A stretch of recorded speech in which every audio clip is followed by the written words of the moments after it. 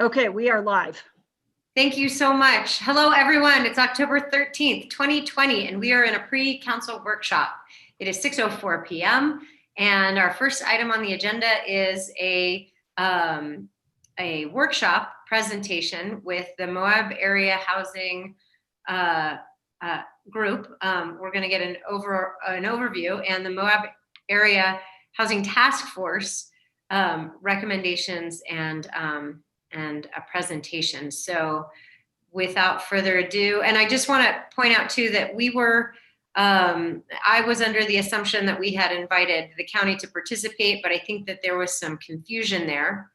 And it wasn't messaged to the county to Zoom on in with us. So while we did say that it was a joint city-county Grand County Council workshop, I do not believe the county council is planning to attend tonight. Here, I do have Gabriel Wojtek, and he's in the meeting. So we do have a county commissioner. Amazing. Well, Gabriel, welcome, and thanks for joining us. But I do believe that Jen is willing to do this this song and dance because she's a dancer, again, for the county council as well. But otherwise, without further ado, welcome and thank you for presenting to us tonight. And by the way, you got 30 minutes. All right, we can do it. So thanks for having us. My name is Jenna Wetzel. I work over at the Housing Authority and am also the chair of the Moab Area Housing Task Force. And I believe, yes, Caitlin, there you are. Caitlin Myers is also here. You know her, she works at the city. And she is our secretary. And so we are going to give a presentation about who we are, what we do, and some data from our group that Caitlin has compiled, and then kind of what our goals are and how you guys as the city council can help us achieve those goals. So Caitlin, if you want to share your screen, we can go ahead and start with the presentation, and we will have time for questions afterwards. Or if you just want to have a burning question and want to ask, feel free. Okay. Can you guys all see my screen? Mm-hmm. Yes. Yeah, great. Okay. All right, so we can move to the first slide. This is our overview and recommendations. Who we are, we haven't presented to city and county councils for a while, so we thought it was time. We, as a body, were created in 2009 as a byproduct of the Moab Area Affordable Housing Plan. The task force was instrumental in providing a lot of the information for that housing plan. We're also updating that this year as one of our main goals and priorities. We include representatives from pretty much every body that's concerned with developing affordable housing and people that are proponents of affordable housing. So that includes the city and the county. We have Kaylin and Mary, who are usually the representatives who attend our meetings, but that kind of switches, and everybody here is more than welcome to attend. They're every first Thursday of the month at 11, and we've been having them via Zoom. Also Castle Valley, Jasmine is there. HASU, Community Rebuilds, the Land Trust, the School District, Seek Haven, the local coordinating committee, any kind of developers, be they affordable or even private developers who just want to help in any way they can bring about more affordable housing, realtors, and pretty much anybody's invited. If they are interested in affordable housing and developing more in Moab, which is desperately needed, they are invited to attend. Okay, so we can move on to the next slide. And then Caitlin, if you want to kind of give an overview of this data that you've compiled so nicely, that would be great. Sure. So I'll just go through really quickly. Wanted to provide you guys an update on housing data since the city and county published the Affordable Housing Plan back in 2017. So a lot of that data was from 2015, which is why I included it in here. So that in that plan, it's a comparison of 2009 and 2015. So I just wanted to add 2019 and some projections as we start looking over the next 10 years. So since the affordable housing update, wages have gone up, median sales prices for housing have gone up even more. And, I've kind of included fair market rent from HUD, which is posted annually by HUD.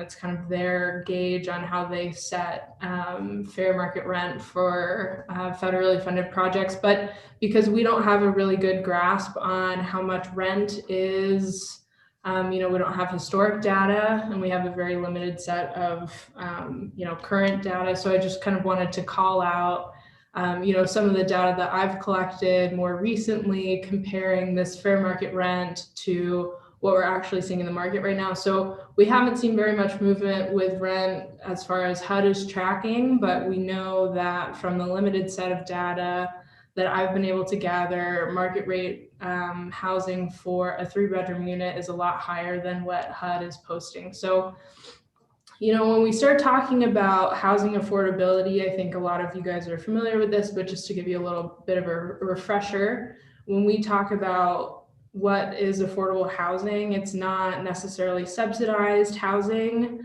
or anything like that. Technically, the definition of affordable housing means that a household is spending no more than 30% of their monthly income on their monthly housing expenses. So as we're kind of comparing, what is ideal versus what we're seeing right now, for a single renter, we're seeing, that kind of market average housing rate is about 43% of the average wage earner in Grand County. And then, for a single homeowner, it's 80%. So housing right now is really not affordable for single homeowners. As we start looking at, 2 households, so 2 renters right now, 2 people in 1 household earning the average wage in Grand County, which going back, I think is like 60, let me go back really fast, just so that we have this number. So average annual wage, as we're looking at these numbers, that's about $35,000. Median sales price for those numbers is $359,000, and then the market rent is about $1,800 a month. So just kind of showing you that it's still affordable for a 2-renter household. I think there's another issue with that, about the availability of rental housing here. Versus 2 homeowners, it's still a struggle for people to make ends meet with that. So just kind of showing really briefly how affordability and wages have changed over time across all sectors. So kind of looking back at some of that data in the housing plan, back in 2009, we had a lot of, across a lot of industries, a lot of those were affordable for renters, single renters. A lot of those, were higher paying jobs, still were under that, kind of affordable ownership wage, which means that they would still be spending 30% or less of their income on their home ownership expenses. And as the years have kind of gone on, we've seen these numbers jump and this kind of wage gap to start to grow. So this is the data that's in the housing plan is from 2015. So you guys might be a little more familiar with that. So in 2015, we saw that home ownership was affordable for mining and utilities wages, but not really for anything else. And then, as we start looking at 2019, that home ownership wage has jumped a lot since then. This rental wage is, again, based on the HUD fair market value. So there hasn't really been much of a change between those, because those numbers didn't really change that much from HUD. As we're starting to talk about housing needs projections, I know that that's been a number that's been asked for from both city and county councils, just to kind of check in on how we're doing. I think that these housing needs projections hasn't really changed because the changes in our population, our population growth hasn't really changed that much since 2015. So kind of just showing you guys, these housing needs projections are just based on population growth, based on the last 15 years. And then kind of breaking that down by income level. We need new housing just to meet population growth across all income levels. So, some of the biggest ones that kind of jump out, obviously we still need a lot of housing stock for people that are at or above 100% AMI, which is about 64,000 right now. But then we also need a substantial amount of housing for, lower income wage earners, especially those that are under 30% AMI. That's the second biggest group that we see growing over time. So as we're talking about deed restrictions more specifically, kind of to show you guys where we were at with the housing plan. We had more, we saw some growth from 2015 to 2020, and that's primarily from community rebuilds and the housing authority doing more projects. And then, showing 2030, showing with Arroyo Crossing and with the county's high density housing overlay units, kind of showing that jump from about, 500 units to over 1,000. So those will definitely add a substantial amount of deed restricted housing to our market, but as you can see, it's still a tiny chunk of our overall market. And then when we talk about deed restrictions too, we have kind of two categories of income qualified deed restrictions. So we have some, like for example, the mutual self-help program that have initial income qualifications. So they say, they attract a low-income homeowner to build a house, but then because of the nature of that program, those initial income qualifications kind of turn over once that house is sold. Versus we have permanent income restricted units, and those are more like, so in 2030, for example, the 543, a big chunk of those is including Arroyo Crossing units. I think a lot of the permanently income restricted units we would also classify as the subsidized rental opportunities that are in town. So just to kind of break those out. And then as we're starting to talk about, moving forward, I know that this has been a big question of how much is Arroyo Crossing and the high density housing overlay going to impact our market. And so as we're looking at 2030, what we're anticipating that about 1,000 units compared to technically what we need, there's still a lot of room to grow for what we truly need, just because I think when we're talking about, wages and affordability, wages in our area are still very low. We're one of the lowest average wages in the state.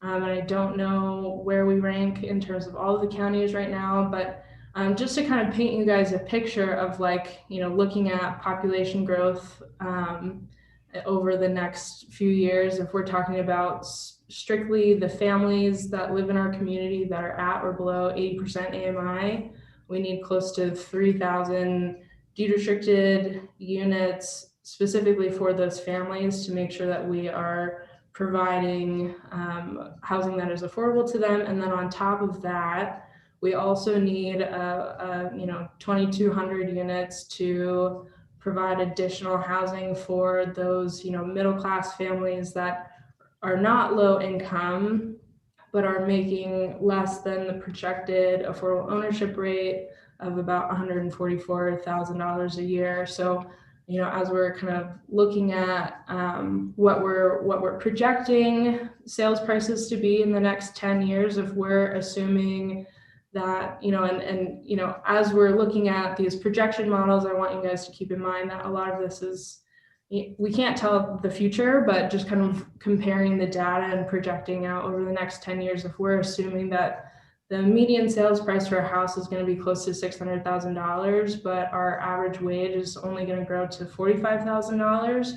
We're going to have a pretty big workforce housing issue. And so, I think there are two conversations to have about continuing to push increasing wages and expanding our economy in that way. But from the body of the housing task force. I think that because one of our missions and kind of one of the goals of the affordable housing plan is to provide affordable housing for every person and every household in our community. I think that we'll need to continue to press forward with preserving our existing housing stock in addition to new units that are being built over the next 10 years. So, I think that a lot of you attended the Veil and Deed presentation that we had a while ago. I know that that feels like a lifetime ago, given everything that's happened this year, but I think that it would be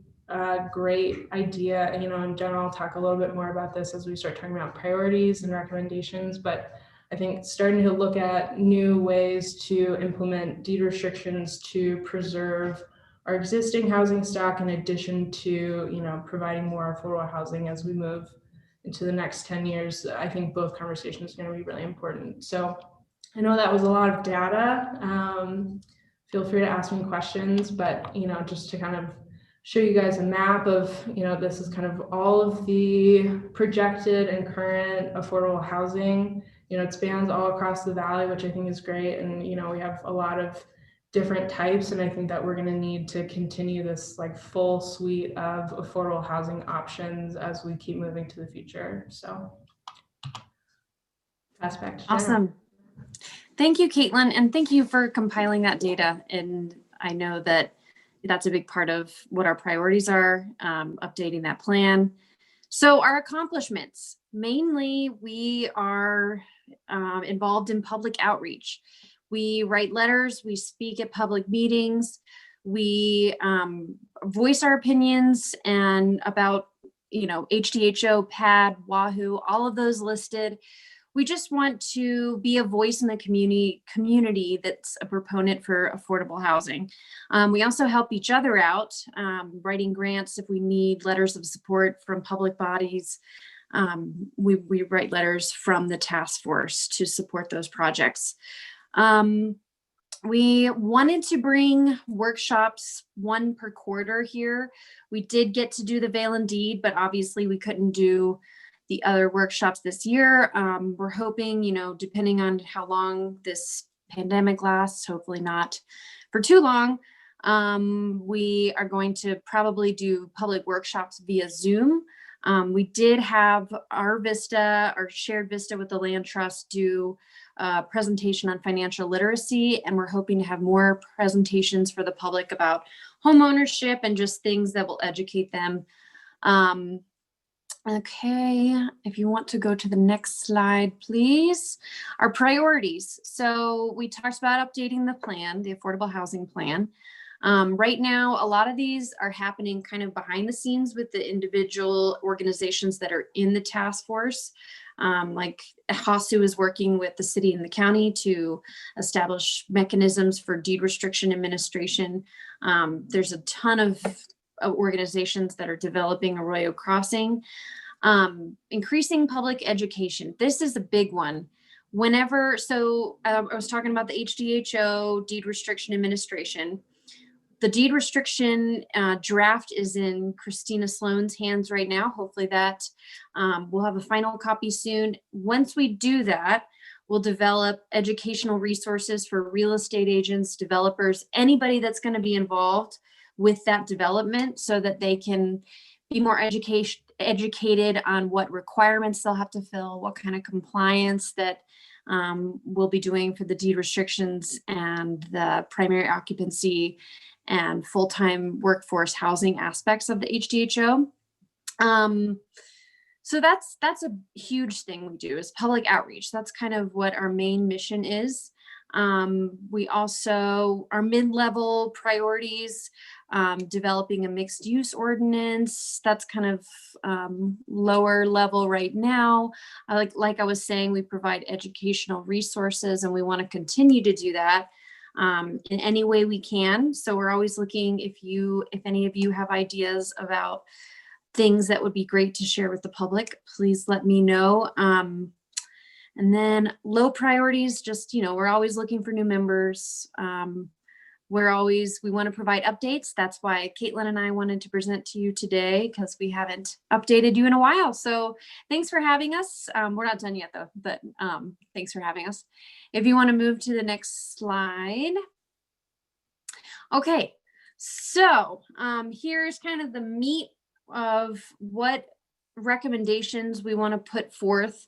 These are meant to, they're not, demands. These are just kind of things that we would like the city and county councils to keep in mind, so that we can develop more affordable housing. And it's easier for developers to do that to help our community.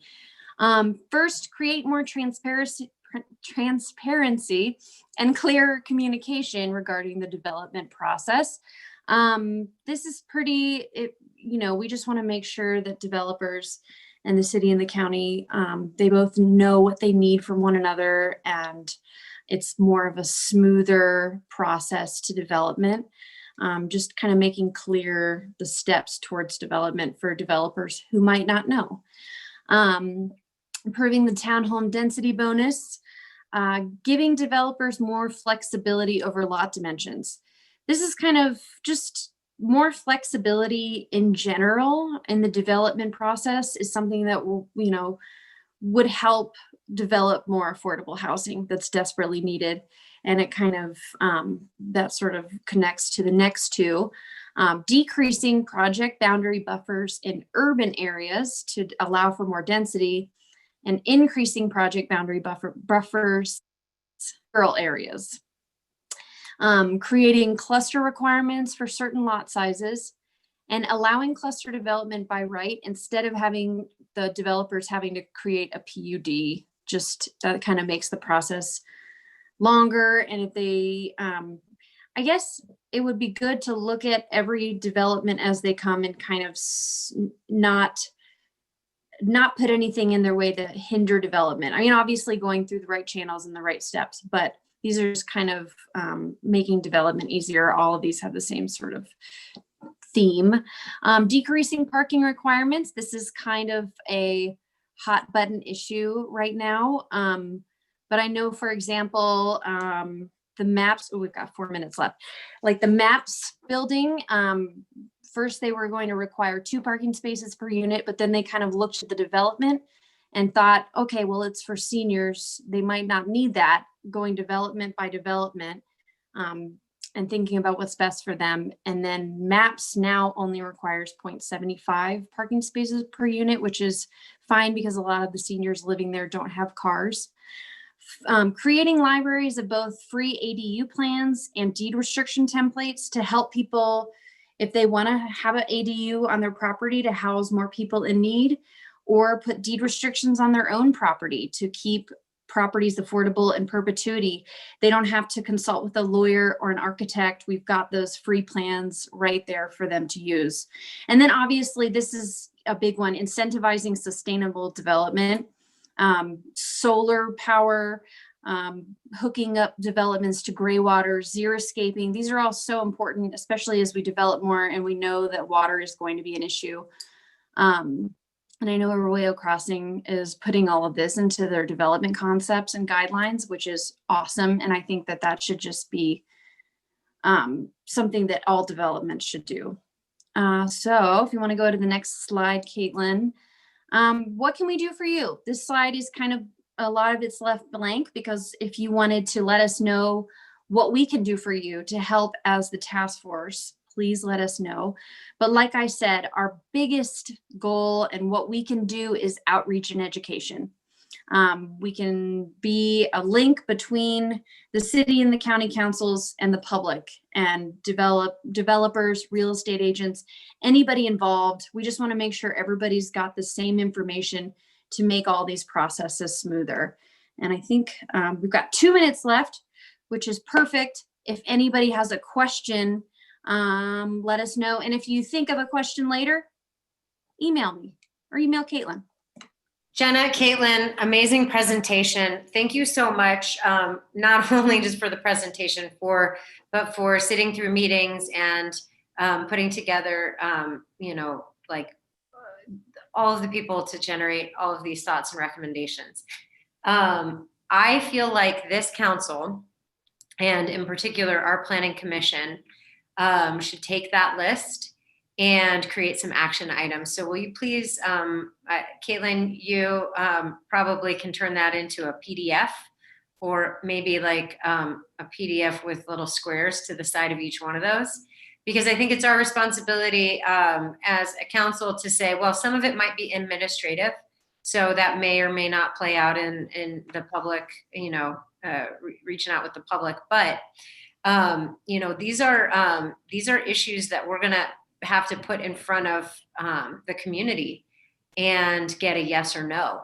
And so if this council is willing to do that, then we can charge the planning commission with, directly using this list as action items to inform some work. And I know, Kaylin, that you serve on the task force, and you've been part of the creation of that list. So I'm sure you agree. But the second thing, and the most important thing, is that if we take that list and we create action items for our planning commission that then comes to the council, that then goes in front of the public, we need the housing task force to not only as members speak up, but absolutely provide that outreach and education, and work with us so that we can gather all the that we can get all the information out to the community in a way that is not scary, because as we've seen with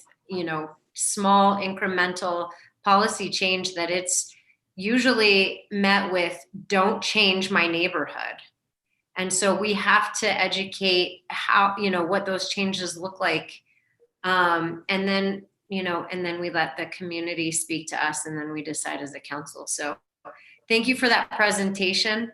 Let's move that forward with action items. And then, yes, we are going to look back at you for this help with outreach and education, for sure, because we need that. And that is something that we could have definitely used when going into the pad. It's 6:31 right now, and we do have another presentation. So if council wants to not only ask questions, but have dialogue, you're the chair, Jenna, of the Housing Task Force. Can anybody attend a meeting, or are your meetings closed? Oh, yes. Anybody can attend a meeting. We have them every first Thursday of the month at 11 a.m. They've been via Zoom, but we do have a Facebook page, and I will put the Zoom link on the Facebook page every Thursday.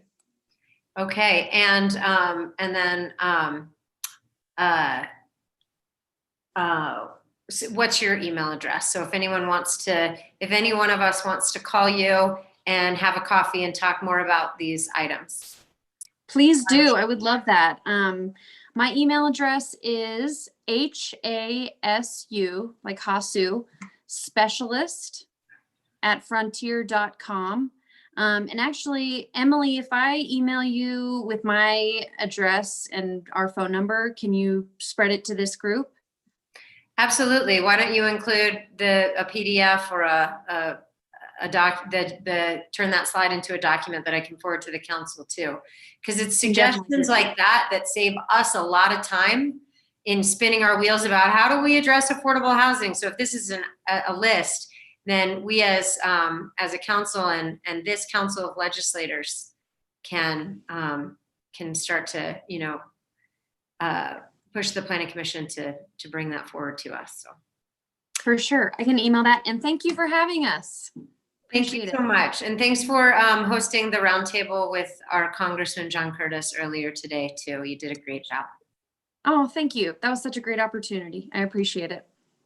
All right. Thank you so much, Jenna. And maybe Caitlin, we'll see you later in the meeting.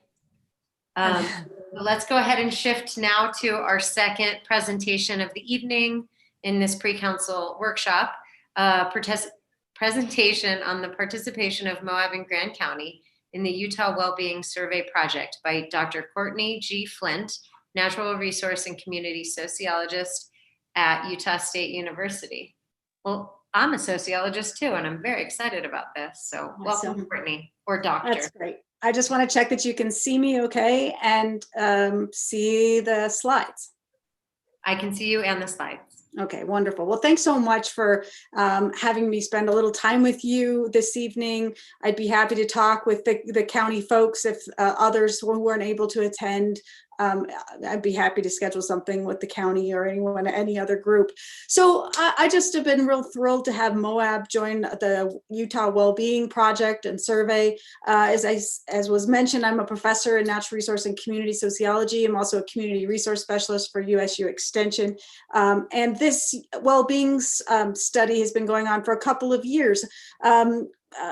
Pilot studies in 2018 and 19. 2020, we expanded the group, and this is when Moab joined our project. And our overall project goal here is to provide Utah city leaders with survey data on the well-being and the perspectives of residents that can inform the planning processes for these cities and general decision-making, fiscal decisions, et cetera. So you can see here that Moab joined into a larger group of cities that have participated over the last couple of years, and we'll keep the survey going and give you information at the end on how Moab could proceed with us if you are interested. So we conducted this well-being survey online with Moab. Originally, we did some iPad surveys in other cities, but that's transitioned to an online presence. So we were really pleased to partner with Moab City, and particularly the planners, to help get this advertised and to really get people to participate in the survey. And we had great response from Moab. We had 354 completed surveys. And if I like to be really transparent about who we heard from and who we didn't hear from. So in terms of looking at the demographics really briefly, the average length of residence was 19 years, but the range was from just a couple months to 74 years. So we had a big swath of folks. But 70% were female. So the census has you at 48%. So we had a skewed response. That's really common in online surveys and was common in other cities too. Moab was very different from some of the other cities that we surveyed in that the religious variation was very different. Our Latter-day Saints participants were much smaller in proportion than other cities. You probably understand that from Moab. We had a more college-educated population respond than what the census tells us is in Moab. We did not reach the non-white or Latino communities as much as we would have liked to, whereas the census says that it's much higher than our participant proportion. We had many more employed respondents than the census indicates. And so just trying to be real transparent about who we heard from and who we didn't. The survey was about 2/3 folks from Moab City, and then folks from Spanish Valley, and then a few folks from Castle Valley and elsewhere in the county. So just to give you a sense of who we're hearing from. So what did we find? Personal well-being in Moab, the average is a 3.93 on a 5-point scale. You can see here the biggest group had a 4 out of 5, not particularly bad. But that over personal well-being was higher than the ratings for community well-being in Moab overall, which suggests that our respondents felt their personal well-being was higher than that of the average person in Moab. And that's kind of a ratio that we often see in these surveys across cities. The well-being scores in Castle Valley, now remember that was only 4% of respondents, but it was particularly higher there than in the other locations. Well, how does Moab stand with regard to, with respect to other cities that were sampled in that early 2020 period? And there's no significant difference between Moab and any of the other cities that are in that same class, that cluster of rural or rural hub and resort cities. This is the clustering that the Utah League of Cities and Towns uses for cities in Utah. So even though Moab's score was a little bit lower on average, it's not statistically different from the rest of the folks in that group. Moving on, one of the other things we asked about was whether people in the city take action together in response to local problems or opportunities. And Moab was really quite high as we compare to other cities in Utah. So 3.60 is one of the top 4 cities in terms of people saying, hey, we take action on whether it's a problem or an opportunity, we get involved. We also asked the degree to which people feel connected to their community. And again, Moab was in the top 4 here. And so people feel quite connected to their community. And that connectedness is related to that overall personal well-being. There's a strong correlation there that for folks that rated their well-being higher, a 4 or a 5, they were much more likely to say that they had stronger connections to their community. So the other thing we do is dig into well-being, to look at a number of different categories of well-being, to figure out not only how people rate their well-being, but also how important are these different categories to them. And so you can see here how this matrix, Moab planners added another category of income. We usually have 10, but we have 11 here for Moab. And you can see as we break these out, the green section, that's the section where people rated these domains really high, and they were really important, right? So they're doing well and they're really important in these areas. Connection with nature was really rated quite high in Moab. Safety and security, physical and mental health, and leisure time. Now this red zone in the lower right, that's what I kind of call the action arena.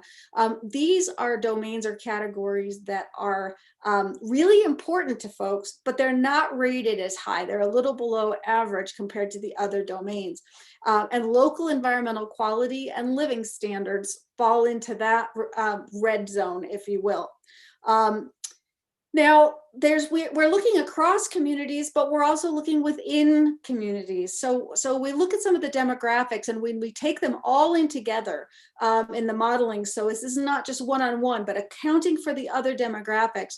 When we look at the ratings of well-being, we can see that age matters. Those folks that are over 60 tend to rate their well-being higher in a number of domains and overall. Those that have a college degree likewise higher. Those with higher incomes tend to rate their well-being as higher as well. A few categories here that those that have been residents for at least 20 years were rating their overall personal well-being a little lower, as well as their connection to nature and the cultural opportunities. It might be interesting to dig into that a little further and see what's going on. When we look at the importance of the domains, we get a little bit of a different demographic picture. We get a few more sort of positive hits for females within the samples, the survey respondents, for a number of categories rating connection to nature, living standards, the mental and physical health, safety and security, and social connections as more important. You see some religious differences here popping up. The Latter-day Saints, we really kind of use that as a control for other cities. It becomes important because they're the dominant religious group. But like many other studies in Utah, religion has been found to be an important demographic variable. Some people find it a little too sensitive to ask about, but it really is a dominant factor when we look at some of these attitudinal data. And then again, those longer residents, a couple of places where they're a little bit less likely to suggest the importance of domains. So well-being is varying not only across our communities in Utah, but within Moab as well in the certain categories. We ask also about landscape features and how important they are to well-being, and the natural features are really just across the board important to folks. And this is true in Moab, and it's true across the whole state, whether it's mountains or red rocks or lakes or trails. These are really important to folks. When we get into more of the development features, you start to see some differences of opinions, and we get into the residential development, a little more negative. Manufacturing, commercial development gets a little more negative. We get into extractive industry, and then hotels and motels we added for Moab, and it's not a pleasant picture when it comes to these perspectives of folks on this domain. Suspect this might not come as a surprise to you on City Council, but there are the data we're sharing with you. We ask folks across all of these different cities, what do you think about the current rate of population growth in your city? And 64% of folks in Moab said the population growth is too fast. And that's quite a common, that's not unlike many other cities in Utah. We have pretty rapid population growth across the state, not so much in some of the smaller rural communities that are a little bit, perhaps a little less amenity oriented, but nonetheless, you fit right in there with many other cities. On the other hand, we asked folks how they describe the current pace of economic development. And in Moab, folks said this is too fast. Well, this is unlike many other cities in Utah, except for a couple places like Draper and Lehi, very different cities, but sharing that concern about economic development. A few questions we added just for Moab survey respondents. Found that most people shop outside, leave Grand County to shop for home goods. 72% said once or twice a month. A few people are shopping online for home goods a little more often, and a little more variety in the answers there. You can see those data and in the report, which we'll certainly share with you. We asked some questions about neighborhood quality of life. You know, the survey was kind of about this overall well-being, but we zoomed in on the neighborhood with a couple of questions. We asked about how folks would rate the quality of life in their neighborhood, and, you know, got a variety of responses. Oops, let me go back. Now, for those who indicated that the quality of life in their neighborhood was good or excellent, we then went on to ask an open-ended question for them to share their responses. And they said their neighborhood was friendly, connected, quiet, but they did have concerns about ATV noise and traffic and a couple of other very positive comments to make. Whereas those who rated their neighborhood quality of life a little lower, they had some different concerns, and they really weren't positive at all. So this issue of affordable housing that we just heard about in the previous half an hour, this comes up here. The cost of living and housing was mentioned by the majority of folks in those open comments, but traffic, poor image or trash, vacation rentals, and ATV noise also mentioned here. When we look at some of the assets and risks and how they're rated, some of the highest rated assets for folks by at least 70% of the respondents mentioned those recreational opportunities, access to public land, access to quality food, public safety, and air quality. These are going well for Moab respondents. Those risks, though, that by at least 32% of the respondents, substance abuse, the tourist economy, affordable housing, employment opportunities, access to healthcare, and opportunities for youth, these were things on our list that they checked as a little bit, as more of a risk, a minor or a major risk. We have 40% of respondents answered our general comment question about, do you have anything else to tell us about well-being in Moab? And largely those who commented were fairly negative, I will say. And the major themes in the comments related to recreation and tourism, government, housing, growth and development, tourism, the economy, and natural resources. Those themes that rose to the top were about too much tourism, some frustration with local leadership, the high cost of living and housing, worry about sustainable growth, and concerns just about the future direction of Moab. So I'll stop there and just mention that this was largely pre-COVID-19 information. You know, we closed this survey down kind of prematurely because COVID was starting to ramp up, and we didn't want to sort of contaminate the data as well as the people. But you bumped right up against that COVID pandemic. And so it's a lot of the other cities are going to repeat surveys, not repeat, but resurvey their residents in early next year to see how maybe this pandemic situation and the related economic challenges might have affected well-being and some of these perspectives. We'd be most happy to include Moab in that effort should you be interested. This report, a fuller report for Moab, as well as a larger statewide summary with lots of comparisons, is available on my website here. If you just Google USU Extension and then go find the Utah Wellbeing Project, you'll find all the information that you could possibly want. And I'm happy to answer any questions that you might have. And thank you so much for your patience today. Well, let's go ahead and unshare your screen so we can have a little face-to-face here. Absolutely. It's 6:48 right now, and I would be open to, a couple of questions for you, Dr. Flint. But I do want to say that we've got UTV noise, we've got affordable housing on our agenda for tonight. And I don't know what you're doing. If you've got some popcorn that you want to pop and stick around to just get some of that qualitative data. Yeah. To supplement what you and your team were able to collect through this survey. But it's interesting for me, seeing all that data, knowing that was kind of the state of the city. And then we got hit by this pandemic, and I don't know about the rest of you council, and staff, I feel tired. That survey, I think it's meant to give us, tools to move forward, and yet it made me feel a little tired. So yeah, and if I could just say a couple things more, it's important to know this is just one cross section. This is one slice in time. It was just a few weeks and 354 respondents. The value would come in if we can look at this over time and sort of understand, were these anomalous results, or were they really representative, and how did they track over time? These were also your full-time residents. This really did not include your part-time residents or any of your visitors. So just to clarify. I appreciate that. We just have so much work to do. Karen? Oh, you're muted. You're muted. Yeah, I was just going to say that I'm sure the ATV noise is not an issue now like it was before. Just kidding. Yeah. Yes, Dr. Flint, I mean, there's some issues that were presented early on, and I believe that a lot of the community feels it has been exacerbated through COVID, and so it would be very telling to see what another survey would show.